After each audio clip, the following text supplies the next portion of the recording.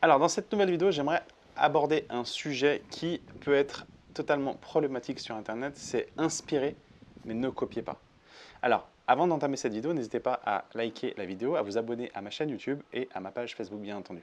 Alors, j'espère que le son sera bon, il y a un petit peu de vent, mais ce n'est pas grave, on verra si le son est bon sur la vidéo, sur le rendu vidéo. J'aimerais aborder un sujet que je vois très souvent, qui est très souvent abordé dans des forums, très souvent on vient m'en parler.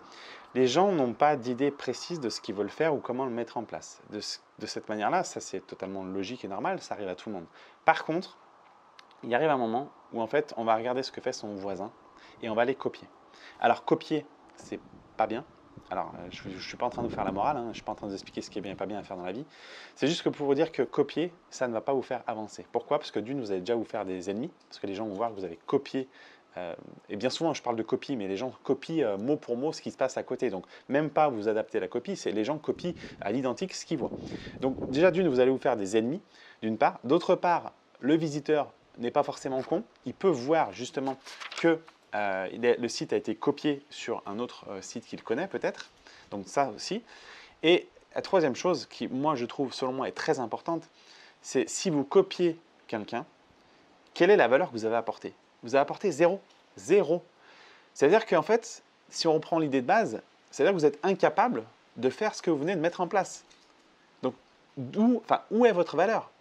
Qu'est-ce que vous avez apporté? Et ne venez pas me dire que vous n'avez pas d'idées, parce qu'on apporte tous une valeur, on a tous des idées, on a tous un cerveau pour réfléchir, donc on a tous matière à apporter une valeur. Alors, ce que je voulais vous dire, c'est que vous inspirer, ce n'est pas la même chose que de copier. S'inspirer, c'est bien d'aller voir un petit peu ce que font les autres, d'aller un petit peu regarder comment ils le mettent en place, comment ils font leur emailing, comment ils mettent leur homepage en place, etc., qu'est-ce qu'ils vendent, etc. Donc s'inspirer, d'aller voir ce qui se fait, et avec tout ce que vous avez vu, vous faites une formulation de tout ce que vous avez vu, vous faites un shaker, vous mélangez toutes ces idées-là, et vous en faites vos idées à vous, que vous allez remettre sur papier, sur plan, et que vous allez appliquer dans votre business. C'est aussi simple que ça. Mais j'ai envie de vous dire que ça a un effet un peu pervers d'aller s'inspirer ou d'aller copier certainement, parce que vous n'allez plus être vous-même dans le sens où les idées qui vont venir spontanément en tête après seront forcément inspirées, voire largement copiées de ce que vous avez vu. Donc où est votre touche personnelle? Elle n'y est pas.